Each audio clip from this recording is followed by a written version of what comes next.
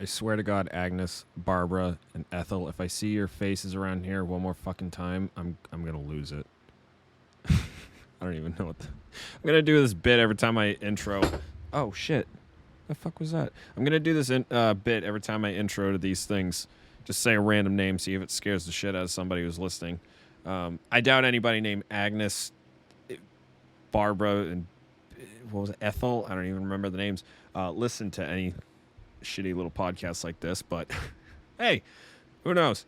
I don't know what my YouTube analytics say. I wonder, can I check that? Can I check to see what my average viewer base is? I mean, I doubt it's anything. I mean, the last couple podcasts were like 9 views on episode 2, 18 on the first one, 28 on one of my videos. Not to brag, but I did post a video one time on this channel that was, God, like 2004. Really? It's just can't talk. Stuff just keeps falling on my desk. When I get angry, I start stuttering, as you can tell. Hold on. There we go. All right. Maybe stuff can stop falling. I have Xbox controllers, camera equipment, and microphones just scattered throughout this, and glasses. What was I saying? Yeah, a while ago I had a YouTube video that was it was like 2014, I think it was. It was like an animation that I made, and I think it got like 1,000 views, something like that. Let me see if I can look it up. It should be private listed, white listed, whatever, blacklist, whatever the hell it's called. It was like Doctor Who animation. Maybe I lowballed that. 36,112 views back in August 5th of 2014. It's a private video. 170 likes. It has an 88.1 percentage on it. It's not bad. See, I went a little famous. I can't remember. I think I could check to see where my average viewer base was from and like the age range. Unique viewers. Got 2 subs over the last couple days. I don't know why I'm reading out my YouTube analytics here when I should be talking about the next episode of Godfather, or not episode, the next part of it. Age and gender. Not enough demographic to show this report. Okay, so I don't have enough. That's fine. All right, whatever. Yeah, so all right, in this episode, I just got done watching Godfather Part 2. I shouldn't say just got done. I finished watching it like an hour or so ago. And I like to kind of sit down and think about what I had just watched. This one, all right, so I went into this one expecting to hate it.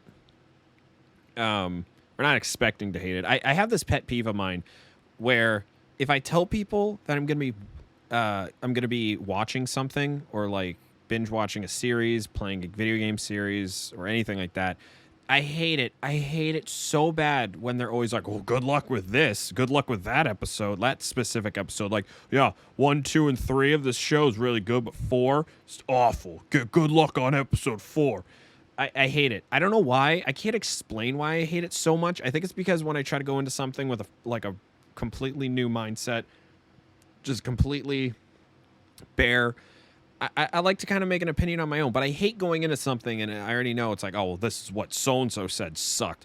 I don't know. It's just, it almost feels condescending in a sense. Like when I told people that I was going to be playing the Halo games, it's like, I said, it's like, yeah, I'm on Halo 4. Not really a big fan of it. Kind of sucks. And like, oh, good luck with 5. Good luck with 5. Yeah, I know. Oh, I hate it. I hate it so much. So not a lot of people did this with this episode. A couple did. I gave them a pass because it's like, yeah, I know. I've heard it's a bad one. I heard a couple years ago when I first was interested in watching Godfather movies, they said it's like, oh, Godfather Part 3 is really bad. And I was like, oh, okay. But once I said to people that I was going to be watching it, I got that a couple times. But finishing the movie, I don't know. It wasn't as bad as I thought it was going to be. I mean, it was not great. It out of the 3, it's still, in my opinion, the weakest one. I mean, or the opinion of others too will also tell you that it's the weakest out of the 3. But not like I said, not terrible. I mean, I kind of looked up some of the criticisms that people had just to kind of see if they aligned with what I thought. After seeing it, I was like, okay, uh, the whole Vatican deal that's going on in this, I could really care less about. It was like, okay, what are they what are they exactly doing here? I guess like I don't really understand how that kind of stuff works because I'm a moron. But what I kind of gathered was that they're trying to. It was an immobiliaire or something like that. Should I look up the summary of this? Oh, dude, my Google Chrome updated and it got rid of all the quick links that I had. Like, great, this is awesome. Google Chrome, the best web browser, definitely isn't bloated and caused my computer to run 5 times slower. All right, Godfather Part 3. Let me turn off my fan too. Alexa, turn off fan. Okay. Okay. Fucking bitch. Yeah, so Michael knows the head of the Vatican Bank, Archbishop Gilday, who's accumulated a massive deficit and offers $60 million in exchange for shares in international immobiliaire. Societe, oh my god, Societe Generale Immobiliare was once the largest real estate and construction company in Italy. Was founded in Turin, blah blah blah. Relocated. So it's just a shareholders company or something like that. I don't really understand. All I know is that he wanted to get a part of it because it would make him even more richer and probably like the most powerful man on the planet. But yeah, that whole like exchange that was going on throughout the movie about that was okay. I don't know. I mean, I get it. They have to put some sort of deal on the table that that causes problems throughout the movie and causes some people to be unhappy and want to try to kill somebody. I gotta sneeze. Oh, hold on. All right, I paused the recording so you didn't have to hear it, and then I had to go back and re-listen to what I was just talking about because I literally sneezed so bad I forgot. Yeah, the whole like deal that's going on. So they have some sort of, I don't know, plot to go off of. Some people to get pissed off at Michael. It was okay. I mean, I was reading some articles that said it just kind of seemed convoluted and kind of confusing. And it was like, yeah, I mean, I kind of gather what's kind of going on. They're just trying to make a deal with the Vatican. They need to have the Pope approve it or whatever, or die. And then the new guy comes in and approves it and whatnot. Cast, production, music, release, uncut, recut version 2020. I'm reading some of the things here. It's also some of the critical response to the movie. The Sophia Coppola, Francis Coppola. What am I fucking stupid? Coppola. Why did I think it was Capula? There's not even an A in it. Well, there's an A in it, but all the way at the end of it. Yeah, I don't know. Yeah, her performance wasn't great. I mean, but then again, I didn't think it was like god awful. I just kind of thought it's like you could tell she's not really an actress, and performance was her performance in the film was received. Oh, in 2013. That's just a picture of her from 2013. Yeah, she doesn't have real good acting chops, and she kind of smiles weird. She smiles like she just smelled a wet fart. That's how I kind of saw it. Like every time she smiled, it was like a smirky, like one-sided, like grin. And it was like I could never really pinpoint whether or not she was happy about a situation or something just died and she could whiff it out. But you know, it's not awful. Listen, I've seen bad acting. I've seen bad acting from good actors before.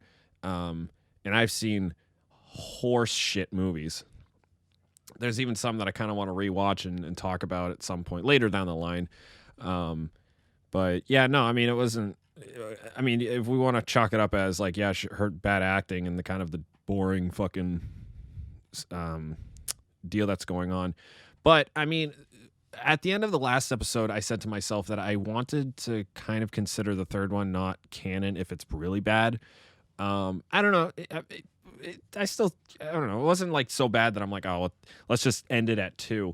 But I did see that this was kind of considered like an epilogue. Like I think I read somewhere it was. Let me see. Can I look it up? I think I looked up. Yeah, the Godfather Part 3 criticisms, just to kind of get a good idea. I think it said like Francis Coppola. No, I'm not gonna disable ad blocker. Fuck you. Suck my ass. I think it said that Francis didn't want to make a third one or something like that. Coppola was initially reluctant for the return of Godfather Part 2, and after it was finished, felt that Michael's story was complete. I mean, essentially, it really was. Paramount still pursued with a third movie in the late. Oh wait, no, not late. I don't know why I put late in there. In the third movie in the 1980s, which at one point Sylvester Stallone was linked to star in and direct, with John Travolta and Eddie Murphy possibly co-hosting. Wait, hold on. John Travolta, okay. I kind of would have felt like it would be a Pulp Fiction-esque before Pulp Fiction. I mean, if it was in the 80s. But Eddie Murphy? In like a mafia movie? I don't know. I don't know that much of Eddie Murphy's stuff. I think of him just as Donkey, right? Possibly co-starring. That version didn't happen. No shit. And Francis Ford Coppola eventually returned for Godfather Part 3, in part as a way to pay off the huge debts he acquired from the box office failure of the musical One from the Heart. Okay, well, Coppola's way into the Godfather Part 3 wasn't to view it as a sequel, but an epilogue. And I think he nailed that, because it didn't really feel like a sequel. It felt like just kind of the events, like, you know, what happened exactly after 3, and to wrap up the it felt like an epilogue. I don't know the exact definition of an epilogue, but I essentially know what it means. I'm not a complete idiot. Given that the movie arrived 16 years after the film classic, received strong reviews. Many considered it while the performances of Al Pacino, Diane Keaton, and Andy Garcia received strong reviews, many considered it a disappointing mess.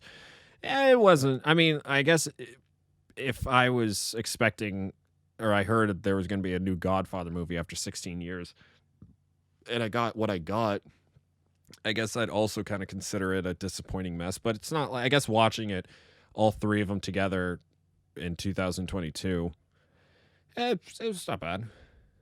Marlon Brando's playing cameo in Godfather, and why you rejected it. Okay, did my Discord just pick up on the recording? Hope it didn't. Yeah,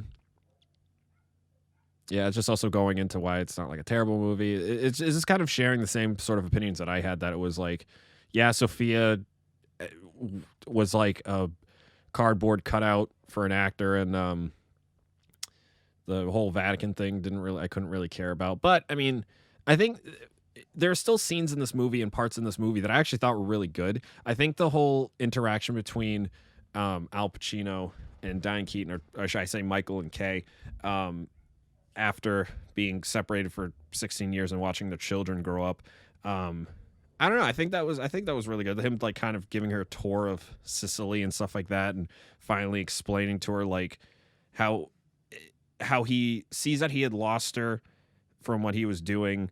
I think it's a character change from who he was in the second movie, because in the second one he was like, no, you're not gonna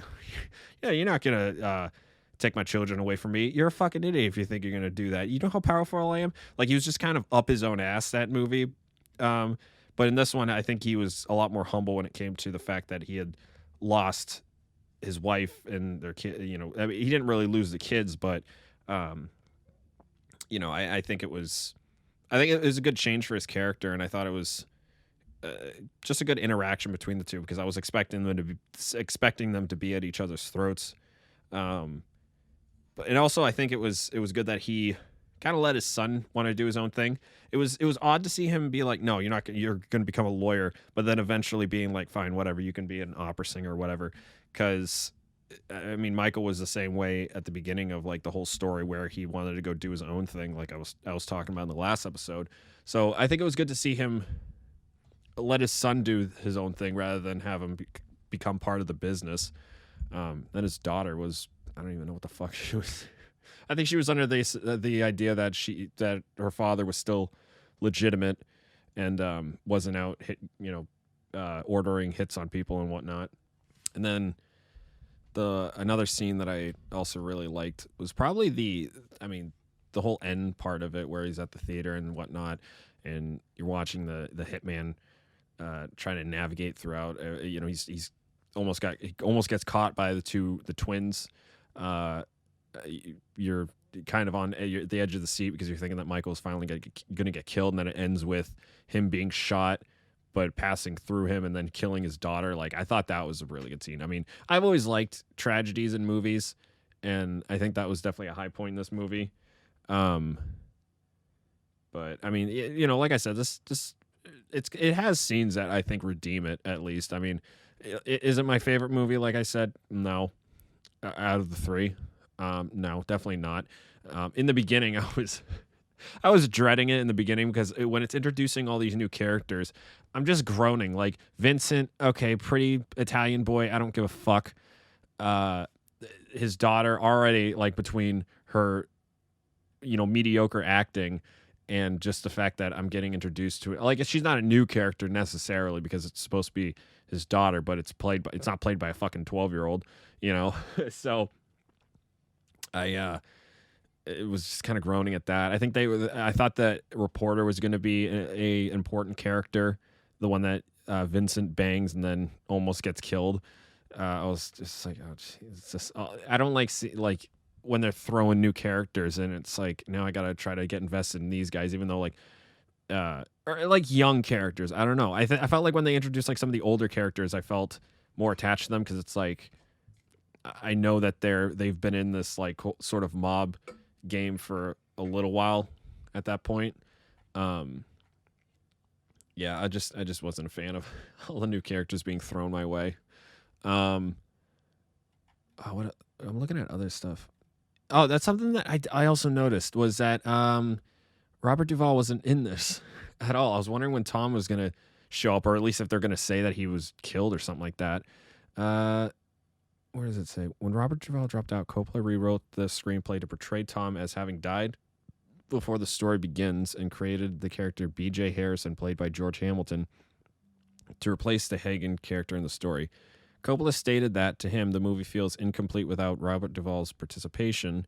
According to Coppola, Duvall had agreed to take part in the film.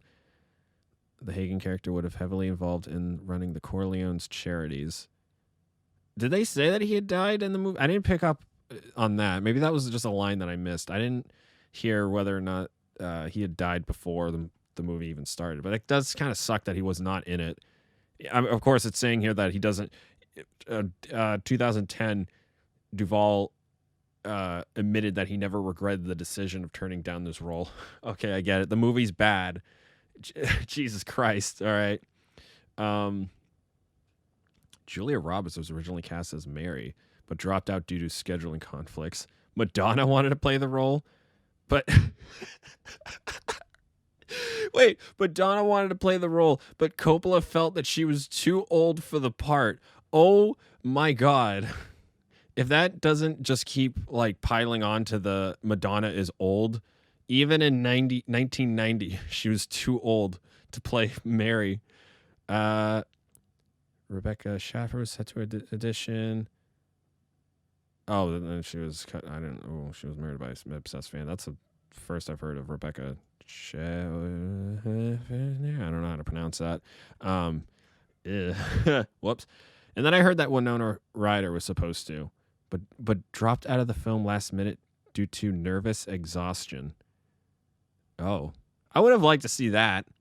Whatever. Sophia, listen, I'll say it. I thought she was pretty hot. How old is she she's like 50 now. So she was about like 18, 20? How old was she in this? Let me make sure I'm not like setting myself up on stage to say that like a 17-year-old was hot in this movie.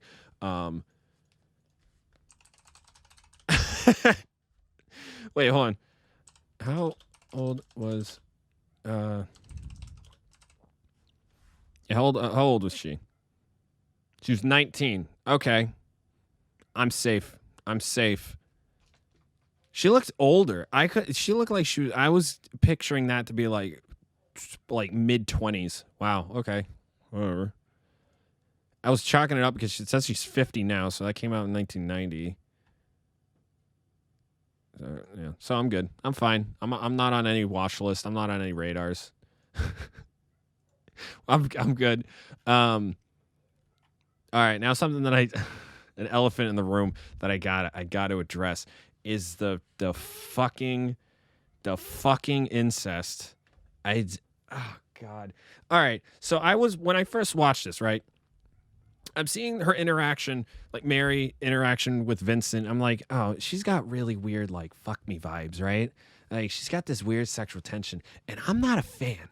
Because I know at that point it was like, okay, she's Michael's daughter, and Vincent is like Sonny's kid, even though he was born before, after Sonny died. So they're first cousins, and I'm like, oh, they're not going to do anything, right? He's going to fuck the reporter.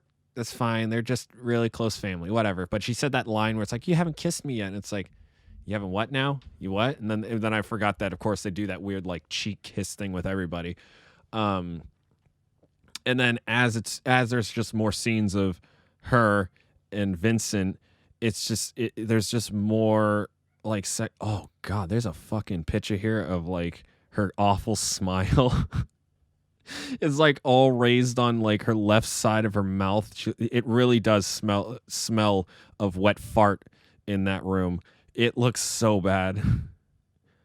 Somehow she can have that face, but then like give whoever the guy who played Vincent fuck me eyes. Yeah, no, and then it just came to a peak when she came over to his house or whatever, and they started like making the pasta. The second that I saw his like hand like intertwined with hers, I was like, no, just no, God, no. I audibly like started cringing when I saw that, and I had to look it up because it was like, okay, I never heard of incest in this movie.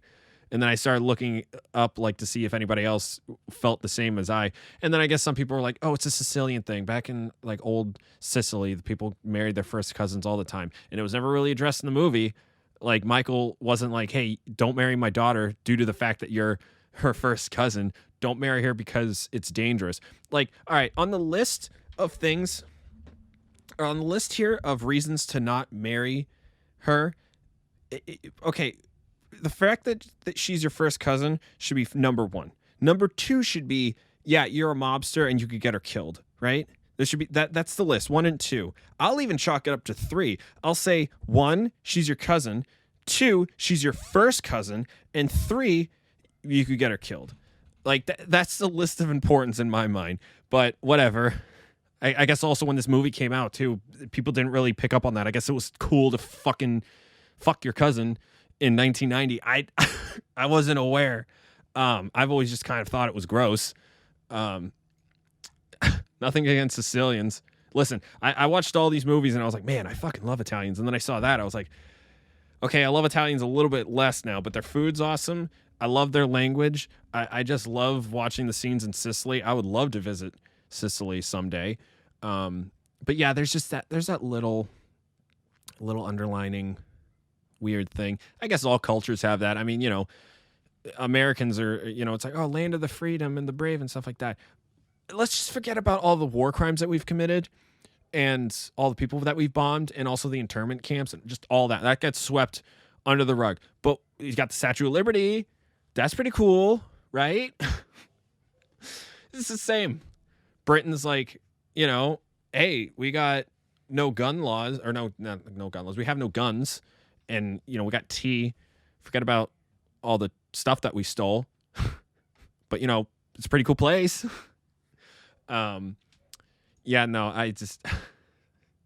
It was funny. As the movie was going on, like, continuing on, I started forgetting the fact that they were cousins. I mean, it's still gross. It was still in the back of my mind. But I'm thinking to myself, like, yeah, just Vincent, just go with what Michael's saying. Just don't get engaged with her because you're going to get her killed.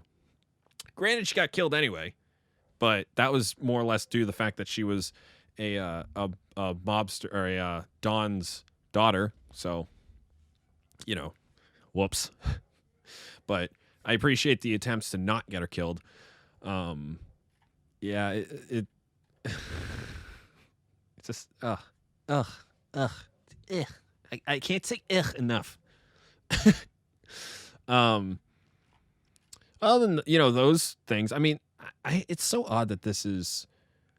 It feels like the overall critical reception of The Godfather has improved a little in the 30 years since its release, but in its own terms, it's a worthy epilogue to the series. That just fares badly compared to the first two. I feel that way.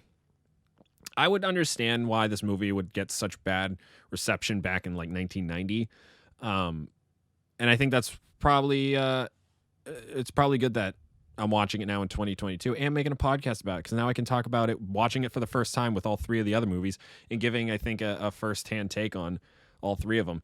It's not the best one, but it serves as a pretty good epilogue. There are some things about it that I don't like. There's a lot of things about it that I do like. But, it's not like total shit. I think that's what I'll just chalk it up as. Something that I want to do, though, because I heard that there was a new edit. Yeah, it even says here in 2020, Coppola released a new edit dubbed Mario Puzo? Sorry, I can't pronounce that. The Godfather Coda, The Death of Michael Corleone, which reordered scenes, tightened the runtime, and restored the original intentions of the movie, which was received mostly good reviews. I'll watch that one next. It's not going to be the next one after this. I am going to start a different movie. Or I don't think I'll do a franchise, or maybe I'll start. I'll see what's on the list. But somewhere down the line, I'm going to watch that one. Which, by the way, when I heard that one existed, all right, kind of spoiled it. I get it. It came out in 1990. I should have watched it long ago. But to hear that it was the death of Michael Corleone, I'm like, okay, well, fucking spoiler. Thanks. But I'll say that the death wasn't what I expected.